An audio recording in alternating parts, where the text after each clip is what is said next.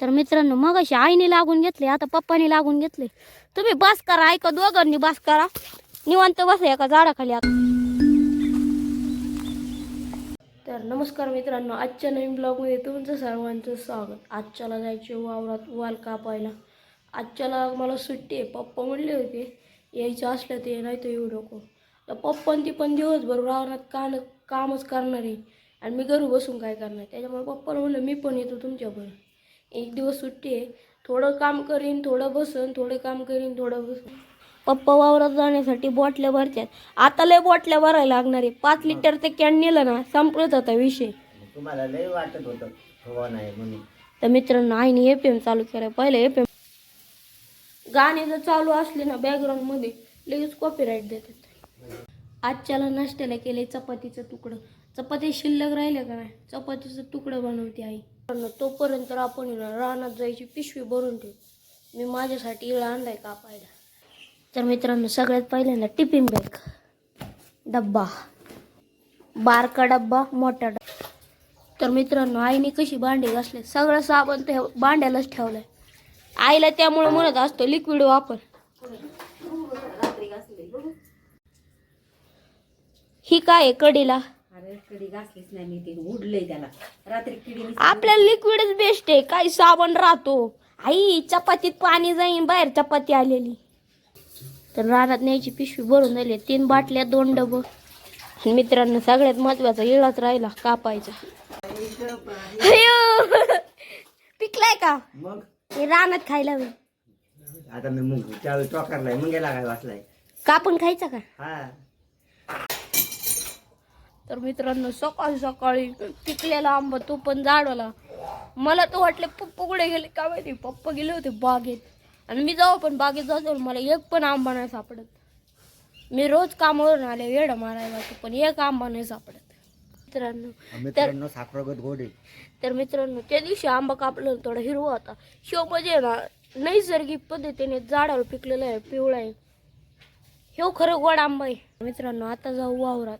तर मित्रांनो फायनली वावरात पोचले, पण एक पोपट झालाय. आपली गाडी तिथं उन्हात सावलेली लावली आणि हे तर कोणीतरी सावलेली लावली.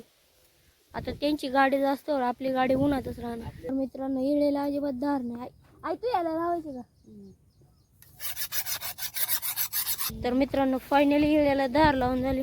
आता जाऊ वाल काप. ही सरी मला आहे, ही सरी आईला आहे.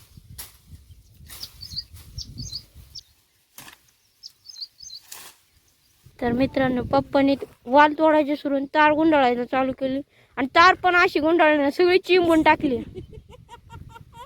सगळी चिंबून टाकली ती तार. आता बघू आपल्याला असंच त्या तारासारखंच तुम्ही शर्ट पण वाकडा घातलाय तिकडे.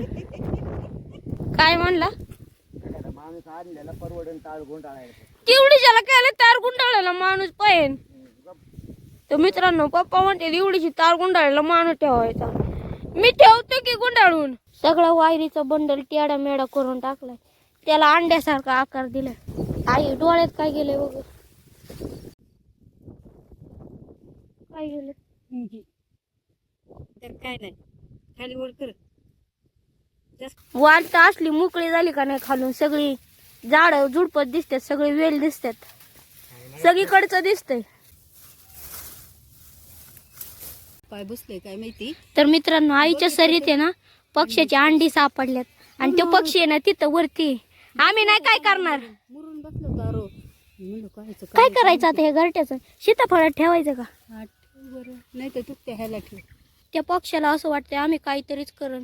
ते पक्षी त्या तारावरती बसलेलं आहे, पण आता ही घरट आहे ना नीटनेटकं काढून आहे ना सीताफळाच्या झाडात ठेवतो, त्याच्या देखत बरोबर तिथं बस पोचल्या अंडी बघा ना काळी काळ्या. तर मित्रांनो फायनली घरट काढलं. फक्त त्या पक्ष्याने बघितलं पाहिजे मला मी कुठं ठेवतोय.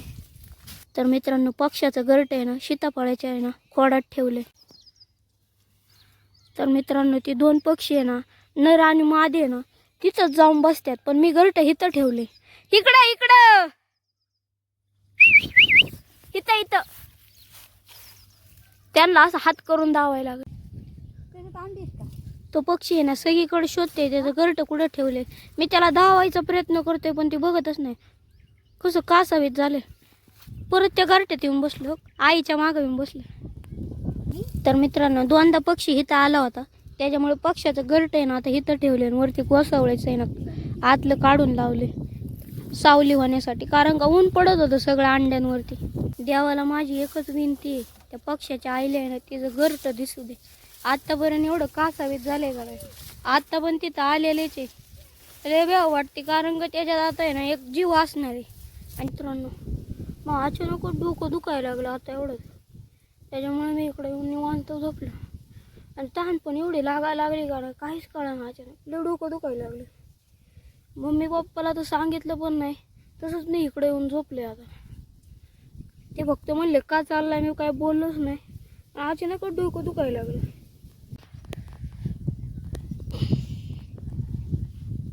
आईला काहीतरी झालंय वाटतं, हाताला लागले. पप्पांचा आवाज आला होता मला.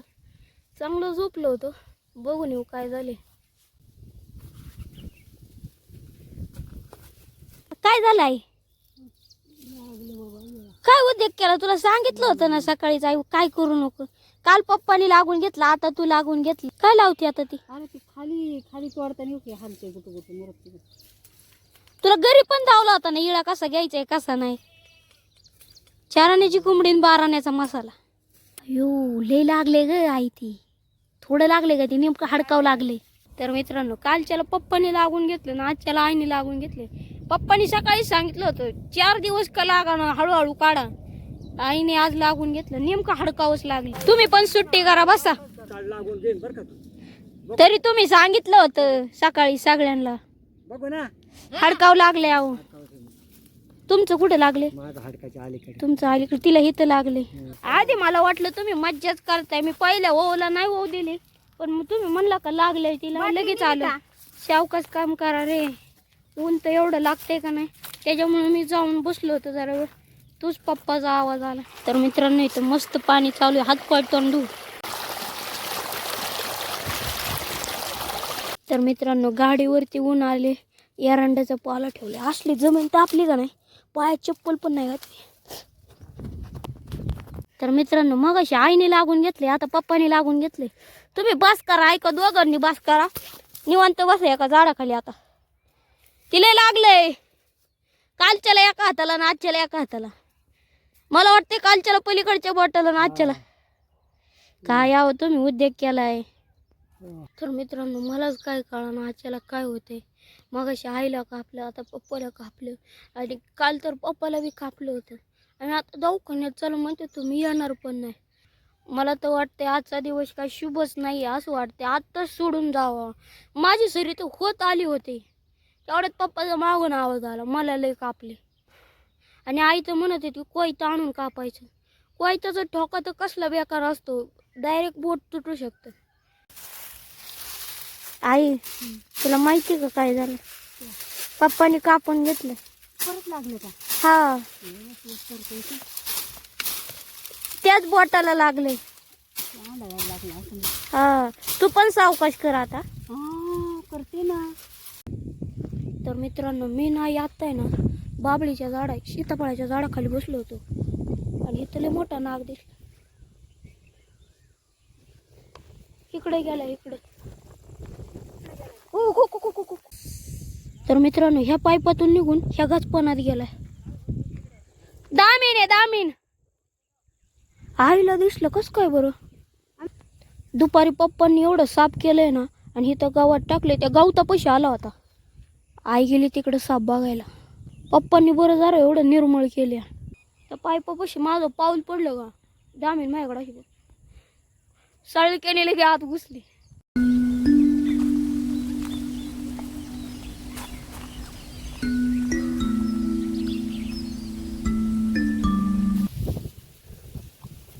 आता वाजल्या 6:30. मी पप्पा निघाले आता घरी. पप्पा इकडे टी-शर्ट बदलतात. तर मित्रांनो आजच्या दिवसात एवढं झाले, उद्याच्याला एवढं होऊन जाईल. उद्याच्याला हाय पप्पा आणि आई. पप्पाची जखम धावतो तुम्हाला, पप्पाचे कपडे बदलून झालं. हो. तर मित्रांनो पहिल्यांदा हिथं लागलं होतं, आता हिथं लागले. हिथलं लय जोरात लागले, पर डोळ्यात पाणी आले. चला ऐका ना इंजेक्शन घ्यायला. तर मित्रांनो फायनली घरी पोचले. मस्त हात पाय तोंड धुवून रेडी झाले. तर मित्रांनो आता टाइम झालाय 7:56. रियांश आणि आरुष बॅट बॉल खेळतात आणि मध्येच बेंडकुळी आली, बेंडकुळी मारत बसल्यात. कधी उचलून नेलतं तुला मी? उद्या नेलतं का? कालच्याला नेलतं कालच्याला. तर मित्रांनो आईने मस्तपैकी पापड भाजलेत काय तळल्यात. आई व्हाईट का झाले असं. तर मित्रांनो आजच्याला बनवले भाकरी, थालीपीठ आणि पापड. ब्लॉग आवडला असेल तर लाईक, सबस्क्राईब, शेअर करायला विसरू नका. भेटू पुढच्या ब्लॉग मध्ये. Good night, bye bye. तर मित्रांनो आता रात्रीचे 11 वाजायल्यात आणि आई आंब घेऊन आली आहे बाहेर. अगं आई 11 वाजत आली आता. पिकलाय काय? किती पिकल्यात? मला एक आहे का? दे. तर मित्रांनो अजून एक आंबा पिकलाय. आता मी पण खातो एक आंबा. तर मित्रांनो आळीतली सगळी जण झोपलेत आणि आम्ही एकमेव माणूस आंबा खातोय, ते पण 11 वाजता.